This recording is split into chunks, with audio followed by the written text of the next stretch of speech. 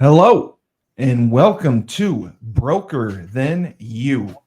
I am your host, the best podcast host in the universe, Steve Cully. And with me, as always, the charismatic enigma himself, Laban Marsh, sporting the Fu Manchu. The Laban, Fu Manchu for the 4th of July. Good to see you, Steve. Good to be with you. you put a Fu Manchu on specifically for the 4th of July. It feels so American, and I know I know The Fu Americana. Manchu is American? I didn't That's know that. but well, I think from where Western PA, we got some rednecks around, and I You don't know if do. Fu Manchu You is do. redneck, but the Fu Manchu brings out this intensity in me.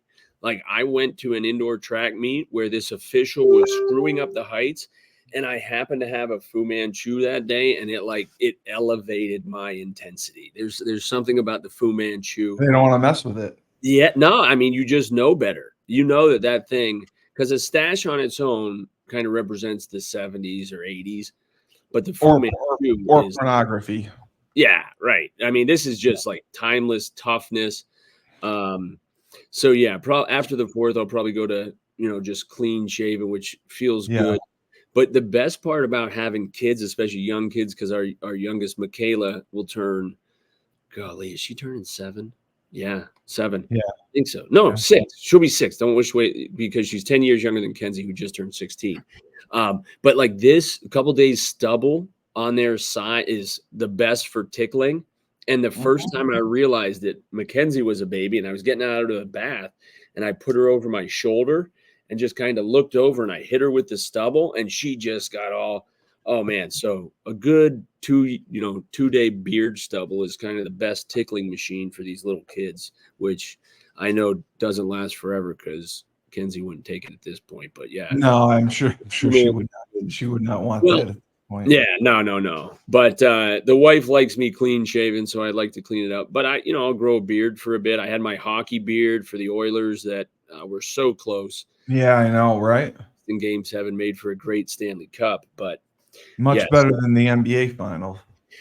well, good for Ashley Battle. Man, how awesome to have a Yukon Husky that close and holding that trophy. So what a great thing. But yeah, as far as a sports fan, I mean, the NBA is getting harder and harder to watch until the playoffs, at least. And if you've ever been to AAU basketball games where, dude, these kids, they dribble down and shoot a deep three like Steph Curry. They maybe one pass and then somebody else shoots. Like there is very little movement. I'm sure Maria could go off on this. But no, I love. She has. Yeah, I mean, because if you've been around it, it's just it feels like a bit of a She honey. gets so frustrated. She gets so frustrated that the selfishness of the kids, but she also thinks that the parents kind of encourage the kids to. They think they're going to get offers in 8th grade, and there are one or two that'll start getting oddballs. But I'm telling you right now, any college wants to see that work ethic, the maturation process. Nobody's going D1 in 8th grade. So yeah, fun, but the parents, are definitely intense. And so it's again one of those things where I'd rather my son goes on Saturday and Sunday morning for a private lesson with a local guy that's outstanding. His name's Keith Wallace. He's a wizard. But just work on your skills, your fundamentals, and then when you compete, just compete. Well, Gino said it himself. The reason he recruits Europe mostly is that they practice 6 days a week. Yep. For one day, whereas in America here, they're all wearing Fu Manchus, wanting to play 6 days and practice one. Yeah, no, you're 100% right on that. You're 100% right on that. It's a completely different style. It's a completely different personality of the players that you're getting, and Right. I think that makes so much difference. And there's not that cohesion that you see, right? Like we might only play together for 1 year, so I need to get as many shots as I can. It's not like they're trying to build each other up. They're just trying to showcase their own talents, which doesn't make for a good team sport atmosphere when you've got 5 individuals, right? So it's just it's selfishness. It's selfishness. Maria, their team's getting ready to play in a big showcase tournament out in Louisville. yeah, So that's where they're going, and then she's going to have some time off. She works like 15 jobs too. I don't know how she does it, and has 2 kids, and her daughter's the best player on the team. yeah. Her daughter won the MVP award. I think she was averaging like 15 points a game. Wow. Yeah, she's really really really talented. Um, but you had mentioned about looking forward to the Summer Olympics. And it's funny that you said that because Maria, when I had her on today, also said she was looking forward to the Summer Olympics. Now, I have never liked the Olympics, summer or winter. And, I am curious to know why you like the pageantry of the Olympic competition so much. Is it the history? Is it the different competitions? Is it being able to represent your country? I mean, And it's so interesting right now because, especially in the pole vault. But I always thought, the Olympics comes around every 4 years. What yeah, I didn't special. realize growing up is that these athletes, even though they only compete every 4 years, they compete every year in Non-stop. Yeah. worlds and things like that. And so I just think it's exciting because they finally get to showcase what they do, for that whatever week or 2 of the Olympics, and everybody wants to watch it. But specifically in the pole vault, it's been interesting for a couple of reasons, both on this year with the Olympic trials for the girls. And I'm a Western PA boy. The girl that won this year's Olympic trial, her name is Bridget Williams, Bridget Guy in high school. She went to Hempfield High School in Western Pennsylvania near Pittsburgh. She's coached by a friend of mine, Melissa White. Just fantastic people. Now, she was not probably slated to win. She barely got in on Friday night in the trials. She had a Oh, clean, wow. barely got in, and then ended up winning the finals to go. And then Katie Moon, who won the Olympics, I took my daughter to watch her. She hosted a pole vault event just this summer, a couple weeks ago, for some other Olympic hopefuls at her high school, and then had the general public welcome to it. It just was a great time. So she finished second, but then in third place, I thought for sure Sandy Morris was going to come through with it. But a girl out of Division II Roberts Wesleyan in Rochester, New York, right in between you and me. Oh, Yeah, wow. out of nowhere. And I'll tell you, it was a little controversial because she passed a couple heights that put her, when she came back in, she came in at what would have been a PR, a personal best. And I'm sitting here like, oh man, Coach Schur, and she's coached by Jen Schur, an Olympic champion, and her husband, Rick, very knowledgeable. But I'm like, this is a risky move. Very risky. Bro, she comes in and clears the height to finish third and bump off Sandy Morris. And I feel terrible for Sandy, but it is like, this is what sports are all about, being a little strategic, having to have a clean card and make your early attempts. And so those are our 3 girls. Now, So was that a huge upset? Sandy Morris was expected to go, and she performed well, but not as well as she could. And I think it's hard when you don't hit a personal best. You feel like you didn't, do what you should have. But I think her expectations, because she finished second, I think, at the 2021 Tokyo Olympics, and Katie Moon won. Oh, okay. I got you. She's been there, as these girls, they're getting into their early 30s. I think Katie Moon's 31. It's hard to compete at that elite level for that long. And so it was an upset, but what a great opportunity for this 23-year-old girl who she transferred from Duke to Roberts Wesleyan. And this is the pole vault. Coaching matters immensely. It doesn't matter. It's not like it's got to be a big Division I school. A lot of these really knowledgeable coaches. Well, Phil Hunt was at North Dakota State. That's one of the best pole vault schools in the country. That's why they brought him back, because he's done a great job there. Yeah. So, I mean, and 25 years ago, this was not an Olympic event. The girls were not allowed to pole vault. Literally was not a sanctioned event until I think 2004, maybe 2000, It's maybe been that 2000. new? Yeah. Yeah. I mean, and they're Huh. jumping. We had and my brother, who's a former pole vaulter, and I were sitting there Sunday night watching this, and he's like, I bet you there will be 4 girls that clear 15-1.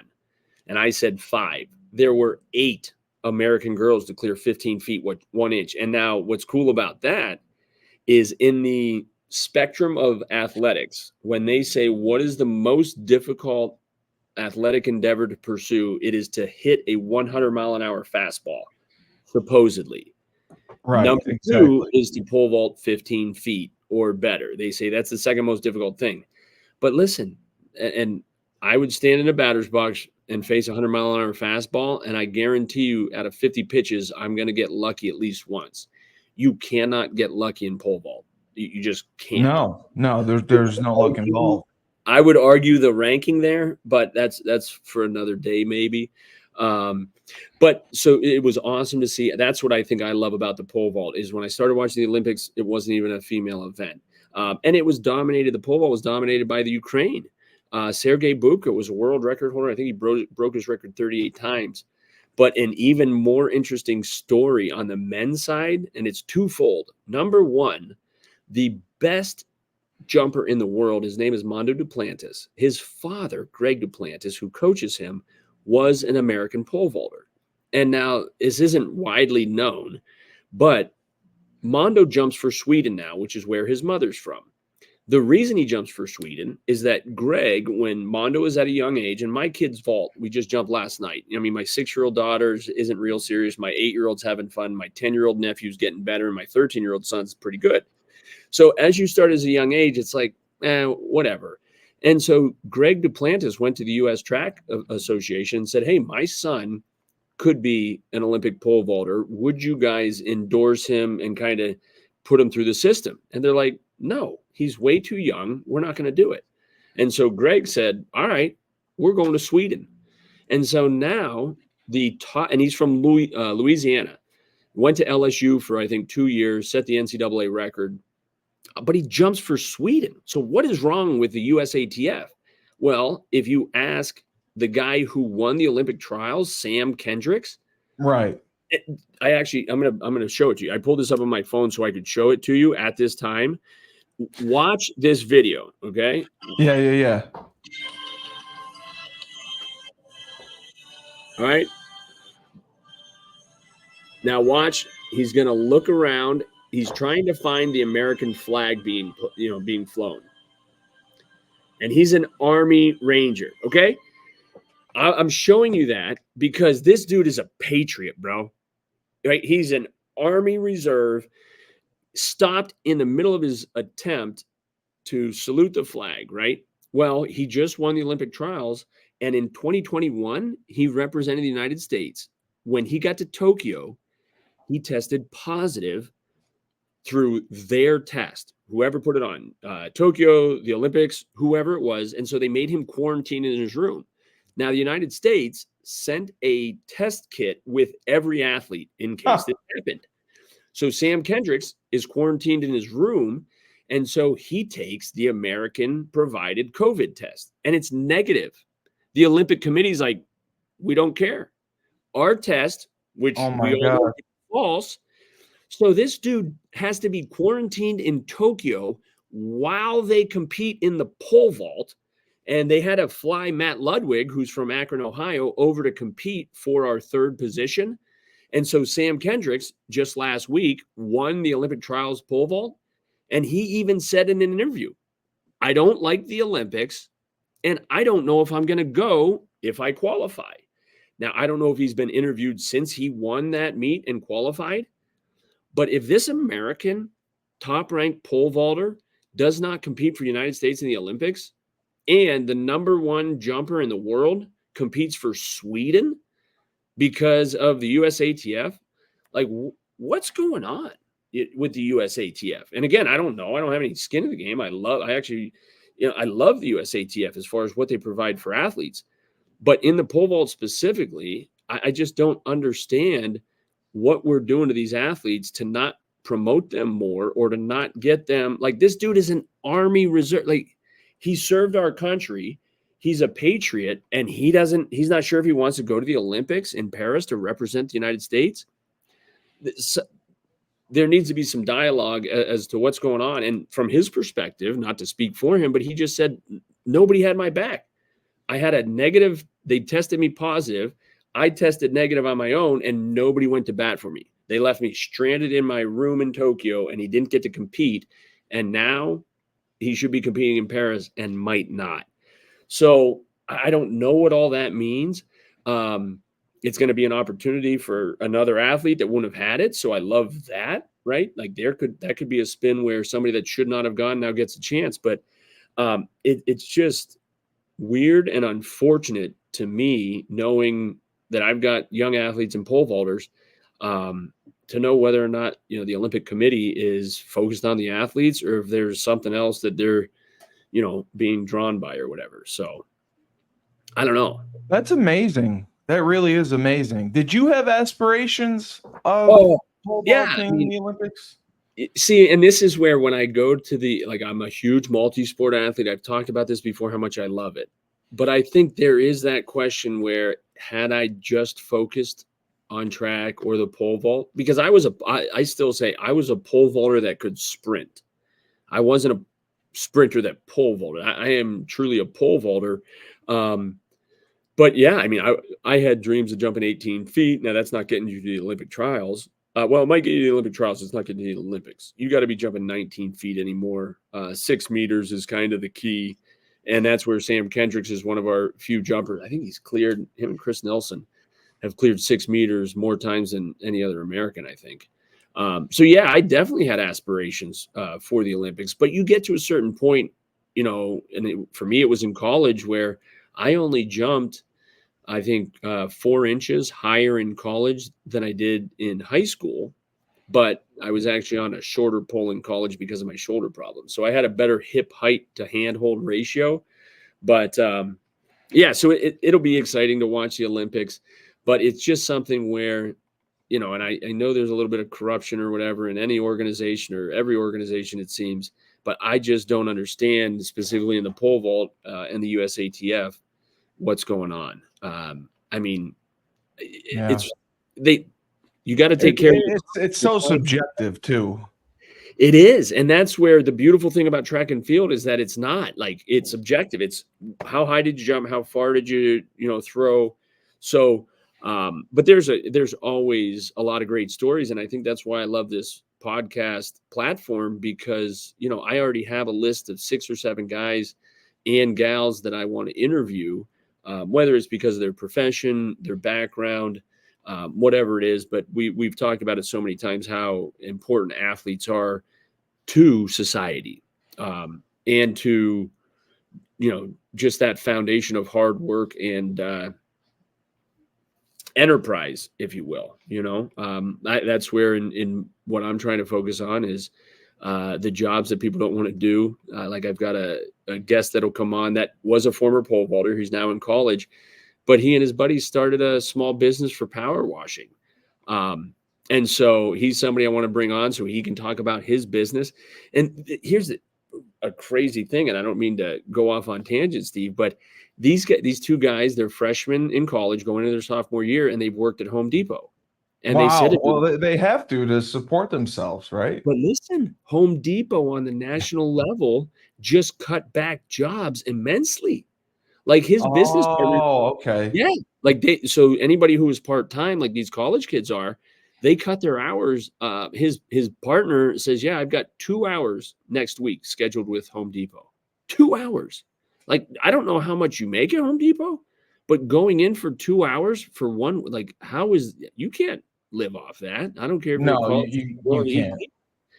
So that kind of, I'll be curious to hear kind of what he says. And he's not high enough on the corporate ladder, obviously, but what is Home Depot doing? What's going on in the economy now to where these types of things are affecting even the young people, the good, hardworking young people. But what's so cool is because he works at Home Depot, he knows kind of what people are looking for when they come in, whether it's for services or products. And so he looked at it and just said, hey, we can buy power washers. It's really time and labor intensive more than equipment. Um, and so it's like, those are the types of businesses that I want to support. Now, I had him out there yesterday. Place looks awesome. So much better. Well worth the investment for me. And so, yeah, I think just promoting these young people, and especially former athletes, because again, here's the thing, right? He texted me and said, hey, we're going to start tomorrow. Sure enough, tomorrow afternoon or yesterday afternoon, boom, he got it going. So you got to do what you say you're going to do. I don't care what it is. And if you don't, it's like, hey, I just can't reach out to you and lean on you. Like, I got to have reliable people. And that reliability stems from athletics so often. So, And you mentioned also the real estate world. We had a great conversation with your wife. I didn't fully understand everything, but she is franchising all over the country. yeah, She said that, from what I read, she's trying to help businesses that are starting up in certain ways, whether it's getting funding, branding, marketing, promotions. That's a great idea, and with real estate and with mortgages as well. Correct? yeah. And in fact, one of the guests that I'm going to have on, I own partners in a title company, which, as you know, with your father being an attorney, we close loans, Yes. close deals. Sometimes they have loans, sometimes they don't. But Lynn Fallon is somebody with Prescott Closing Services that handles this for us. And it has been wonderful for us because it kind of, from I show homes, my wife handles the financing and Lynn handles closing the deal. So I have confidence in the people, pushing it straight through. But my wife and Lynn, get to see a different perspective within the market. And I think what's interesting for my wife, what she's created with her business partner is something that started like 5 or 6 years ago. And so what's so interesting, and timing, the same thing with comedy, right? Timing is everything. Like Yeah. right now, the way that these large corporations are trying to like cut hours and maybe changing your commission splits and things, Yeah, they are. creating this opportunity for people to go off and start their own business, right? And everybody thinks, well, I'm going to start a business when it's booming. Like the real estate market's booming. Which you can't. Yeah. Real estate license. It's like, dude, you're too late. You know what Yeah. I mean? Like if you're hearing it. You're, So she's on that front edge of it now, to where it's a great time. If you have the tools to start up a business, what a great time to start a business, because competition is kind of low. It's a little bit slower. You can get your traction and your feet wet without being overwhelmed by this surging market where right. it's hard for us to train you now because we're so busy doing.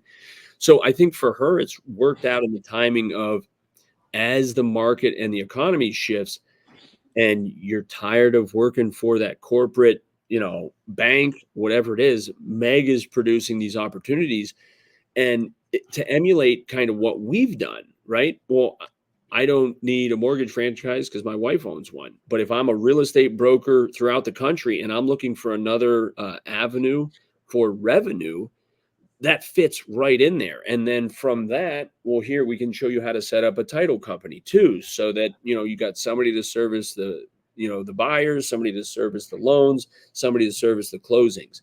But within that, and we talked about this the other day, there's inspectors, there's, painter, all the HVAC, electric, all these guys that I lean on, and we have to kind of be the coordinators of that.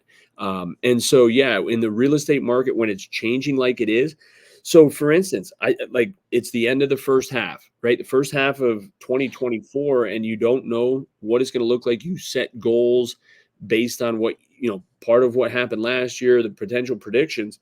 But right now in Erie's market, 6 months into 2024, there are currently 224 active listings. Like those are Wow. the options for people. But Wow. at the same time, there's 236 pending residential listings, right? And then 990 have sold this year. So now if that doubles, you're at almost 2,000 transactions for the year. But out of the 990, we as a company closed 129.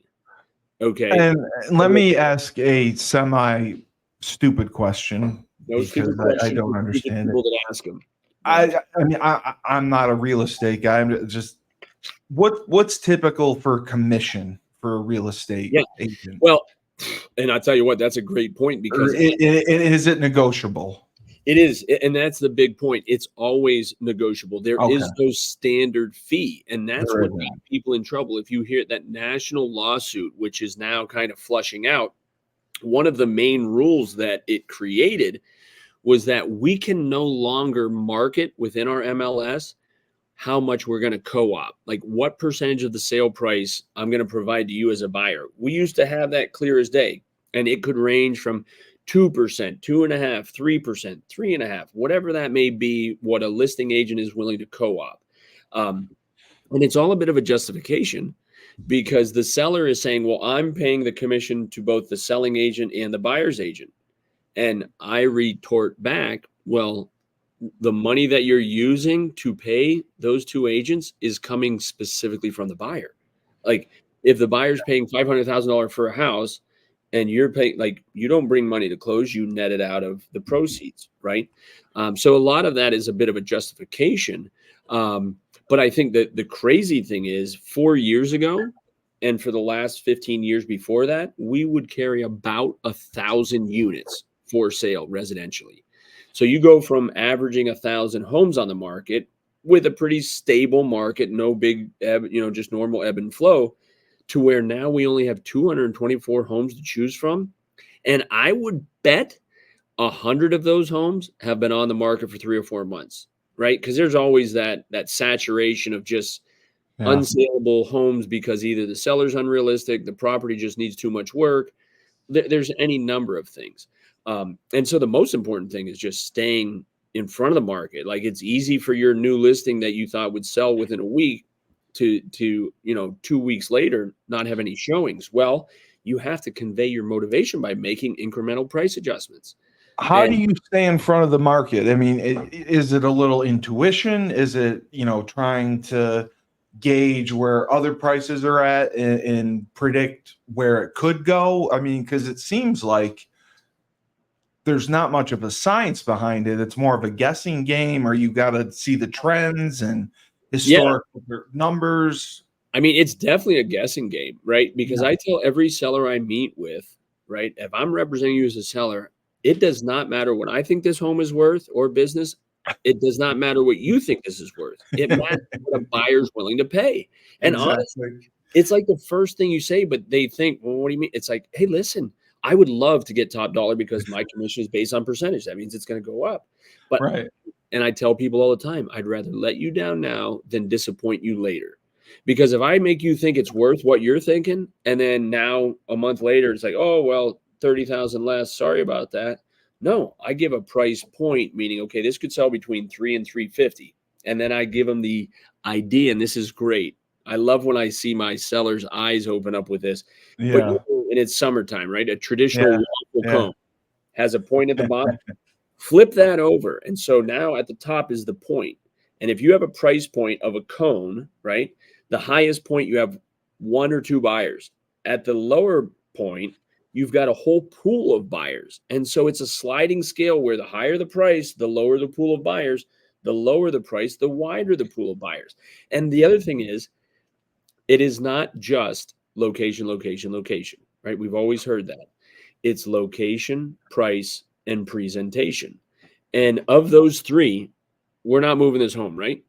Some mobile Well, home. yeah, then I'm sure taxes play into it too. The Yeah, school a little tax, bit. the But as property. far as the saleability, the location Yeah, is what it is. And I hope right. you're going to present and put your best foot forward when you put it on the market, not 2 weeks after.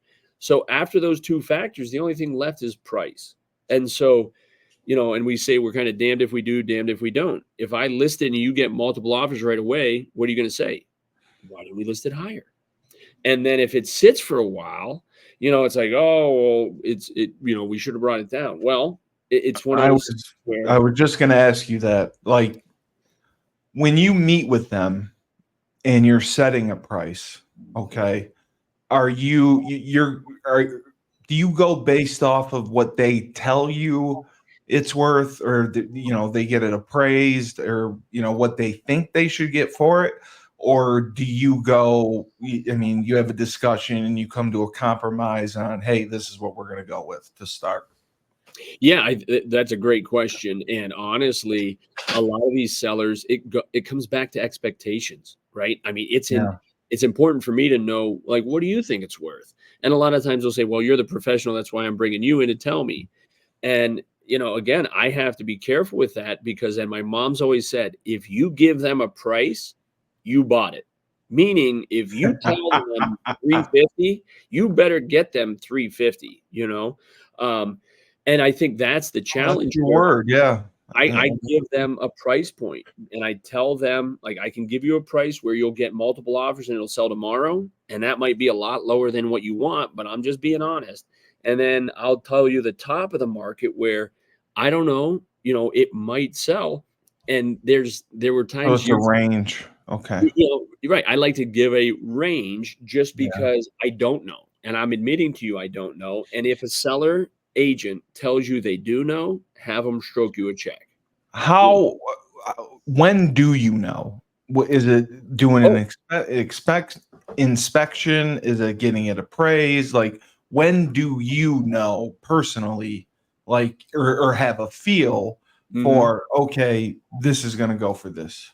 So that's another great question, and it comes to the market. Like, I will know as soon as I put it on the market, am I going to get flooded with calls and appointments, or is it crickets? And right now in July in the Erie market, because we're seasonal, the wintertime, it definitely Yeah. slows down. We get 200 inches of snow on occasion. Yeah. It's tough. And so that'll slow down. So we have that seasonality. So I know if a seller is listing right now, people are just waiting at the computer for the next thing to come up. And so if we launch it, and I like to launch things on like a Thursday, that way they're usually going to schedule it for the next day. And the most likely buyer to purchase your home is the first one to see it. It doesn't happen all the time, but the person who schedules the first showing to go They through there. put an offer in. Wow. Well, and that's where it depends. Are they gonna Yeah. put an offer in? We used to have a bullseye, right? And what it said is because this happens a lot, I put the sign up, and then I'll seller will call and say, "Hey, do we have any appointments? Somebody just drove by and stopped to look at the sign." And I'm like, "Yeah, if we get people driving by just looking at the sign and they're not making an appointment, you're 10 to 12% too high." Right?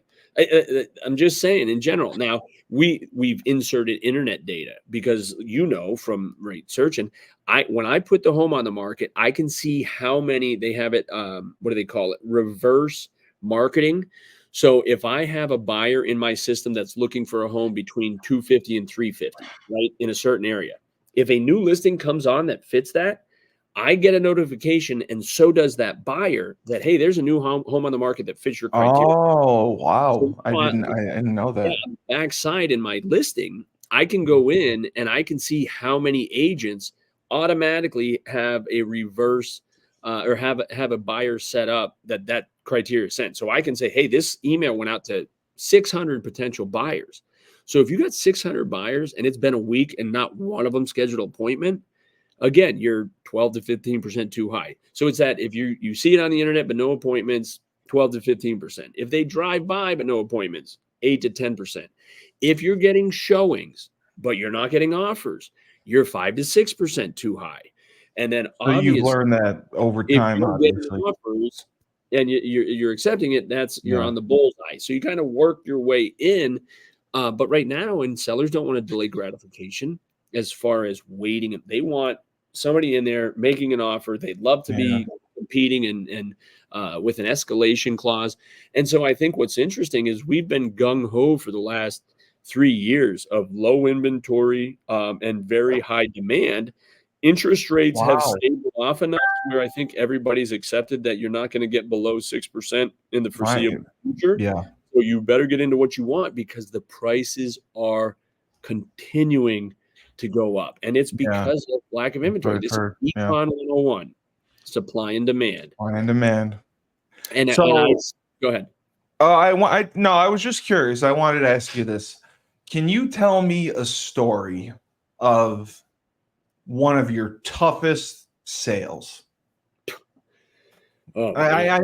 know. I'm sure you've had plenty of tough sales, but is there one that just sticks out in your head Yeah. and you say to yourself, God, I wish I never took this on, but Well, you did and you ended up selling it? And yeah, I mean, I've had a few like that. I think the one that I just brought up to somebody, the most audacious buyer, right? I represented the seller, and I like yeah, to work with sellers primarily. I do work with some buyers, past clients, and things.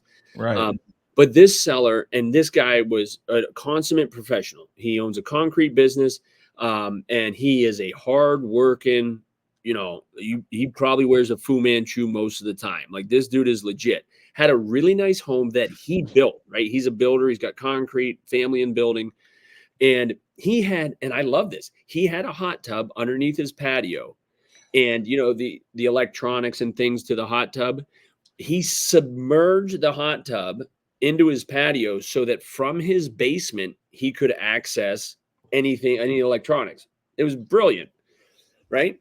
So, and what's nice is you also just step from the patio down into the hot tub. You don't have to climb up into it. So he, with concrete, because he's a concrete vendor, he set this thing in. Well, the buyer comes in, and now the hot tub was in perfectly good shape, functioned just fine. This buyer insisted that the seller remove the hot tub and fill in that void with concrete. Now, the concrete guy is a little OCD. He's a perfectionist. And the concrete had to be poured at least 10 years prior. It was a newer home. So he's sitting here thinking, if I pull that hot tub out and I put new concrete down, it's not going to match. That's like, that's his concern. But it's foolish. Like, this buyer had just bought a new hot tub themselves, and that's why they wanted to use their hot tub there. And it didn't match, the well that was created for it to sit in. So I'm thinking, this is like, I can't believe this buyer would be so audacious. Well, I get to the closing and my seller refused to be in the same room. Like, he was just frustrated about the whole process. And when I sat there with these two buyers and their attorney, and I felt bad for their attorney, because there's just certain people where I don't care who you are as a professional, these people are difficult to work with. Yeah. Um, and it was one of those things where it almost didn't close, Yeah. but for the fact that we just had to make this buyer feel like, no, you're right, bud. Good move. You had to love them up a little bit. Oh, it was such a tough pill to swallow. And it was difficult for me because they made my seller go to an expense that was totally unnecessary. And it was kind of like that power move, right? Like, and I see this, we don't see it as much, but when buyers make offers, like, I had a guy, oh, we'll offer full price. And then they waive the commission, but put a clause that they want their contractor through. Well, you waive the inspection to make a seller think, oh, I don't have to worry about anything.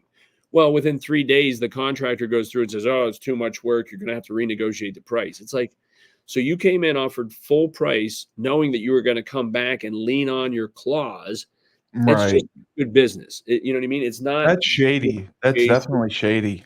It's just, I mean, you got to negotiate in good faith, because there's like 700 agents locally. Of the 224 active listings, 700 agents got a chance to sell this thing. So it's become more dog eat dog, like, you So got. you're saying in Erie County currently Yeah. there are 700 real estate agents? 700 active agents. Now, that number fell because we had continuing ed that was required by May 31st. And actually Oh, you do. You have continuing education? oh, dude, because I'm licensed in PA and New York. Oh, PA, right. That's right. 14 hours in PA, and next year I need to do 22 for New York. So every year I'm doing continuing ed, which is good, but it doesn't change the way people. Is it anything new?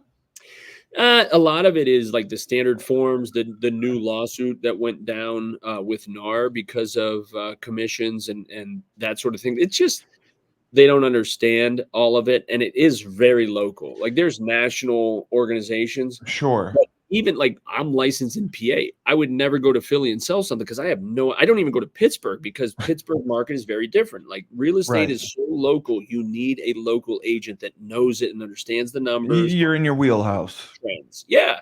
And you can go out. Like I'm licensed in Western New York. So like we have a resort there, the Peak and Peak, that I can serve there. And those numbers are different. And you go back to like what you said, taxes and municipalities change the desire of areas for real estate for sure. And that's where I serve on a number of boards because it's important to know what's going on in your municipality and where you're paying taxes. And a couple of ours in Erie County have recently announced a 2% tax increase. And that's, there's three taxing bodies: the county, your township, and then the school. And so it's, a lot of these times you're getting hit three different increases from the three different taxing entities. So all of that plays into not only the demand, but I think the resaleability, because in the city specifically right now, we haven't had a reassessment in a couple of years. And it's one of those things where it's going to come up and bite a lot of people, especially fixed income, where those fixed costs are increasing and they can't keep up. And that's when you start to see challenges in the market.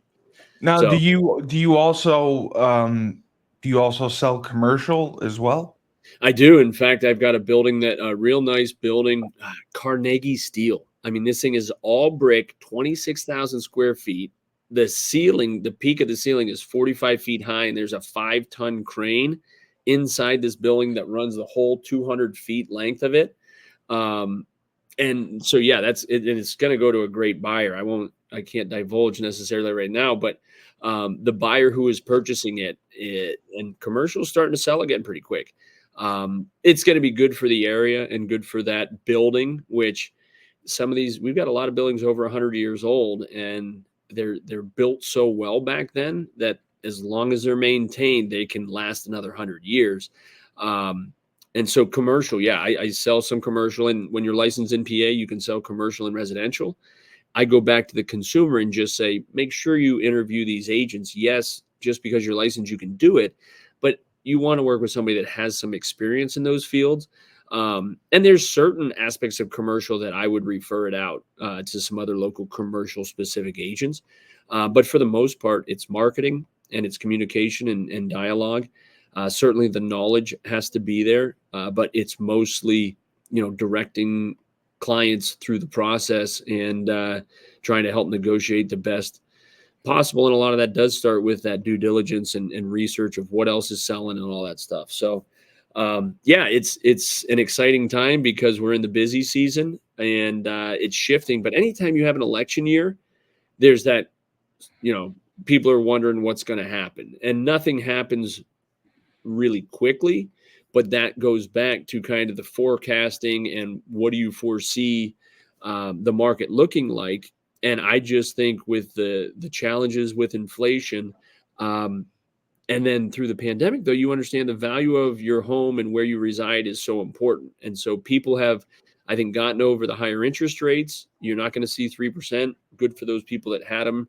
But that is the challenge right now, is getting some of these 3% interest rate owners to list their homes and get them on the market, because those are the ones that are keeping inventory low, understandably so. And I can't argue But it. I mean, it's obviously good though to have low inventory because you're clearly selling it, right? Yeah, Or but is it like a double-edged sword? it's a double-edged sword. Like for instance, Steve. So last year we sold 131 units, right? This year 129. But last year the 131 generated 772,000 in revenue. 2 units less generated 941 this year. So we were up, what's that, 270,000? No, 170,000. 170,000 in true revenue from last year, same time period, with 2 less units. Price per unit's going up. You know what I mean? Now, you could say my mom sold a couple big, $1 million homes. So there's always that offset, and averages are averages. But then you go back to 22, right? So I told you in 24, we've sold 129. In 23, we sold 131. In 22, we sold 222. And then in 21 or in 20, we sold 237. So we went from 237 in the first half at 1.3 million to 222 for 1.2 million to 131 for 772, and now we're back up to 129 for 941. So we tend to, we were in our peak years around 3 million in revenue.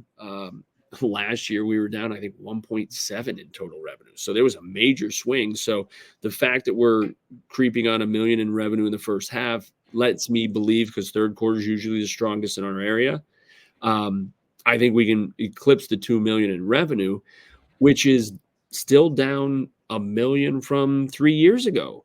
So yes, it makes it, I don't know if it makes selling easier. There's more of a demand, and so it makes buyers more frustrated. Like one of the recent homes I put under contract, the buyer had missed out on 6 other homes.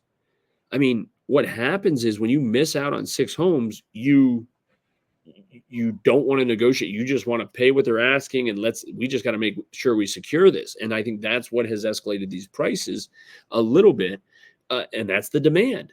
So when inventory is low and demand is high, because anybody that's renting or, it's a great time to buy, just because you're better off buying than renting. So, Wow. Yeah, I mean, Do you handle rental properties as well, or you do? Oh, Okay.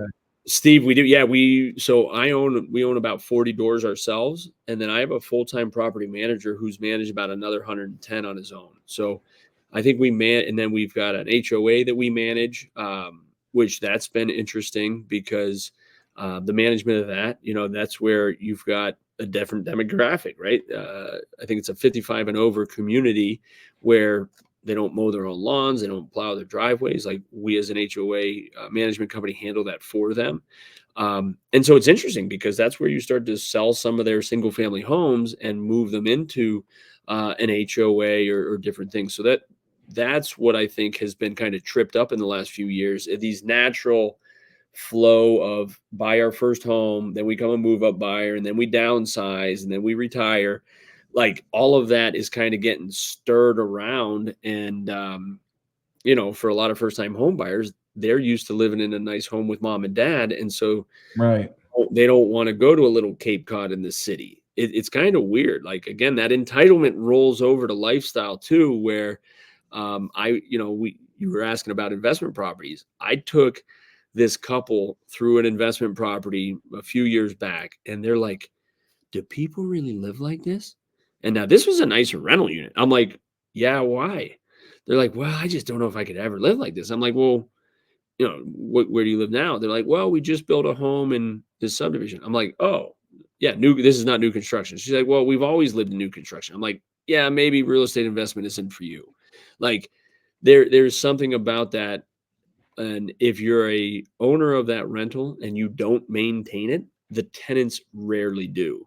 And so that's where Meg and I own a place that we bought July 2nd of 2014. And so I've got my 13-year-old son and my daughter's boyfriend, and they're painting it right now.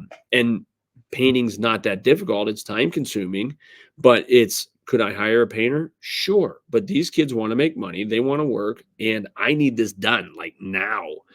So I can get them in there and do that. So that's where for us, and we also have said for property management, it's like a holding game. We want to manage your property until you're ready to sell, because like we said before, our core business is the sale of real estate. So we want to be able to manage your property through that process until you're ready to sell. And quite honestly, we'd been managing property for 15 years. And then when that pandemic hit and inventory was short, a number of our investors, I think in 22, we sold 12 of the buildings that we used to manage, just because the seller's like, wow, it seems like a great time to sell. We do a market analysis for them.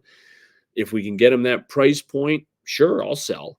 And so it's kind of like in Monopoly, and you sell, you give up the rent and forego that expense. And that's where kind of I'm at with my portfolio, is evaluating, which properties do I foresee appreciating in value, over the next few years, which ones are going to have a harder time. And a lot of times the ones that are harder to build value and equity are because of, their municipality. Like, for instance, the city of Erie has taken away a lot of equity opportunity for residents because they keep increasing taxes. So, instead of getting, because most buyers just look at their monthly payment. And so I know what my mortgage is, but then I have, the escrow of taxes, insurance, and all of that. And when that supersedes, you reduce what you can purchase, your purchasing power. So, it's, without a crystal ball, I don't know exactly what the market's going to do, but I know that right now is a great time to sell. And for certain buyers, if you can find the right place, it's a good time to buy, you know.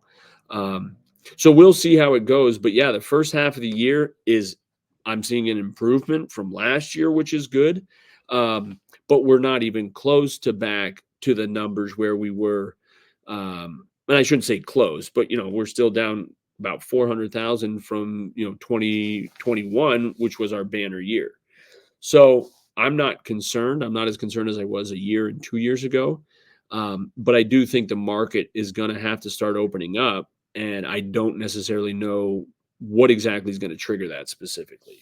So, Well, and I, Laban, I have to say this has been truly an interesting episode. I have learned so much about real estate and so much about what you deal with on a day-to-day basis with clients and selling and buying. And wow, I mean, I had no idea it was such an intricate process, and there's a lot of thought that goes into it and a lot of collaboration, and you really have to be a people person, oh, and that's what you are.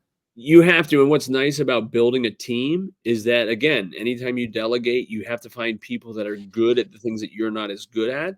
Um, so, I can have staff draw up agreements for me and then I present them and all that stuff. But there is certain aspects where it has to be me.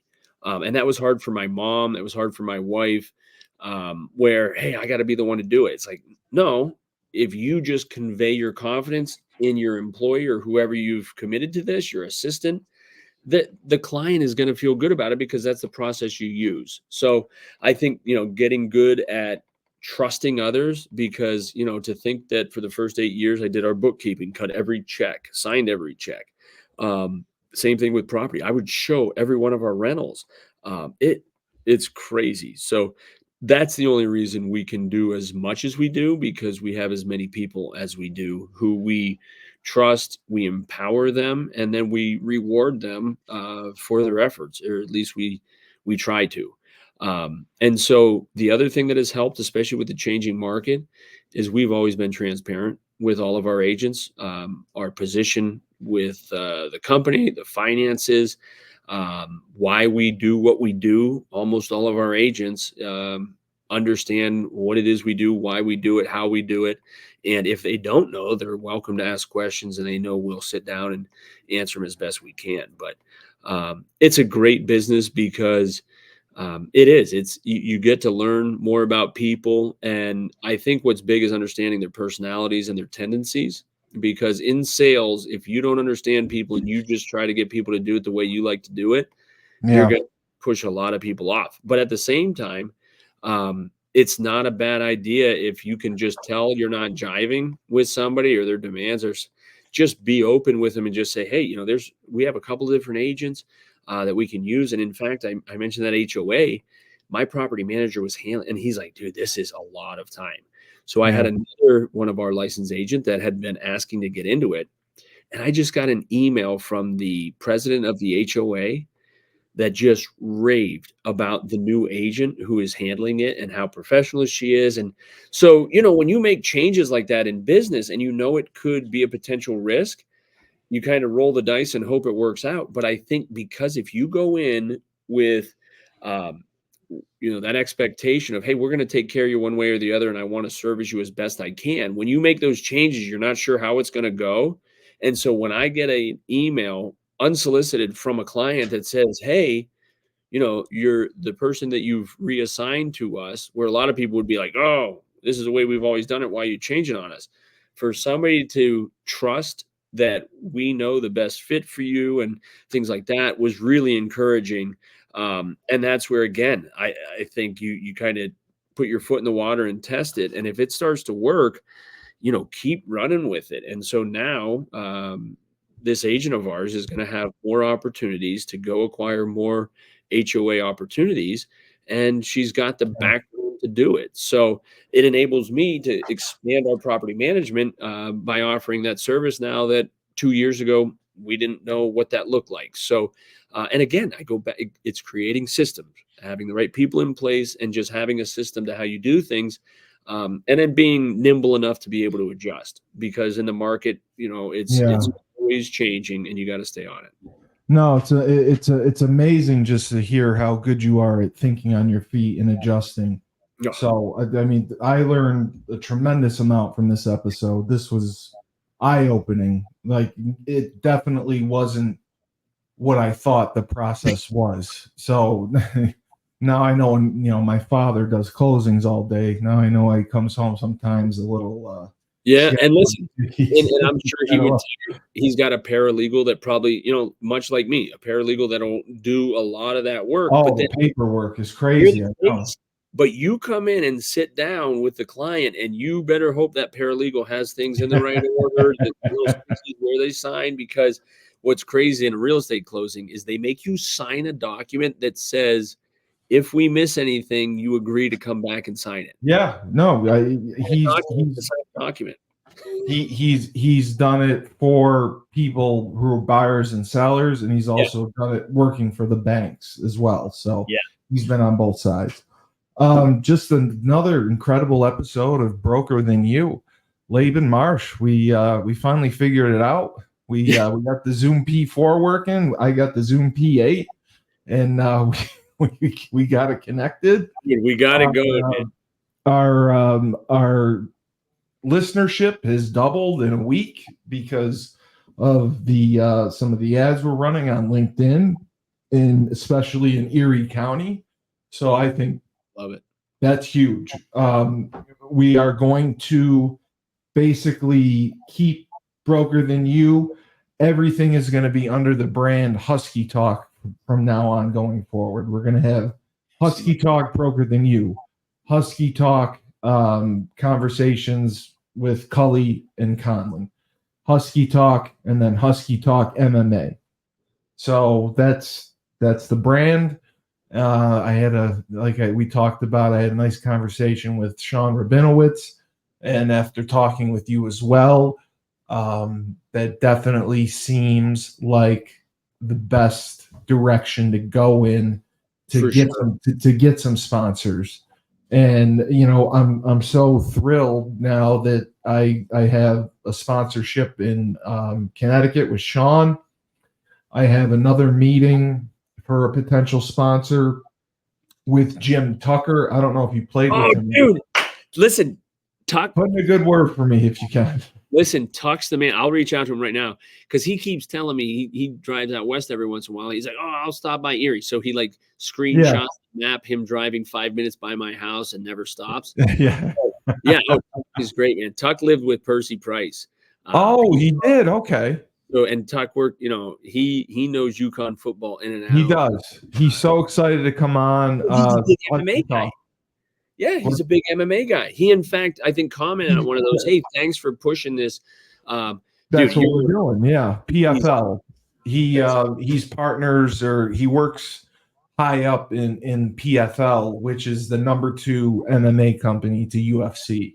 Okay. So Tyler and I started the MMA podcast, and we're giving PFL a good amount of coverage. Nice. So I'm having him on Husky Talk, and then we're talking to him about becoming a sponsor of Husky Talk MMA, the MMA report, which I think is perfect for him. And, we can feature PFL.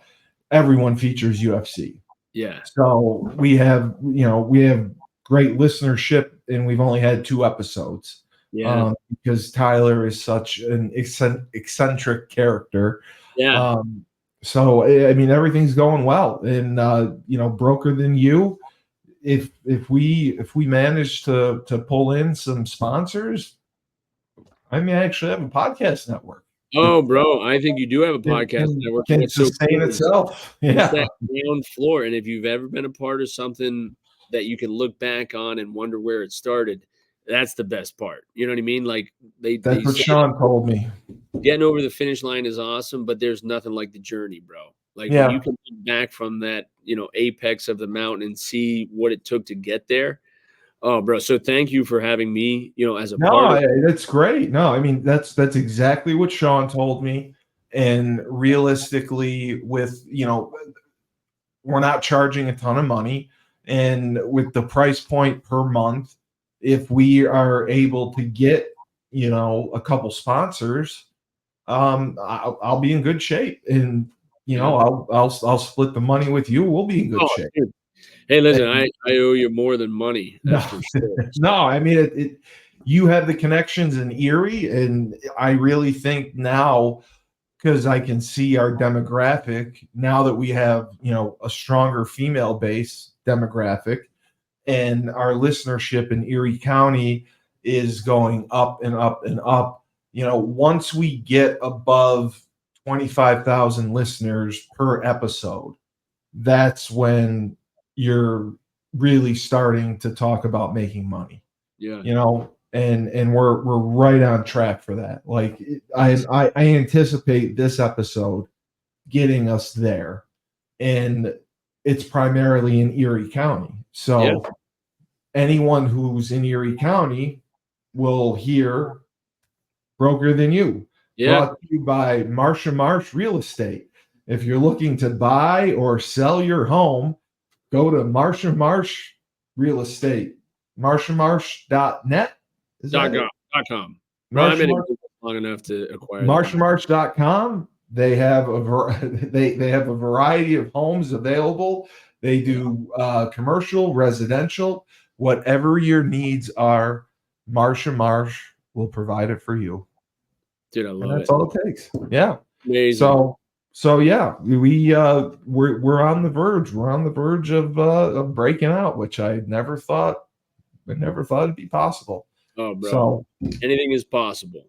you're right. Anything is possible. Anything is possible. But great show for my amazing co-host, Laban Marsh, White Lightning himself, and the pole vaulter, and the best podcast host in the universe, Steve Cully. Remember, when life gives you lemons, don't make lemonade. Take 2 oranges and throw them back at life.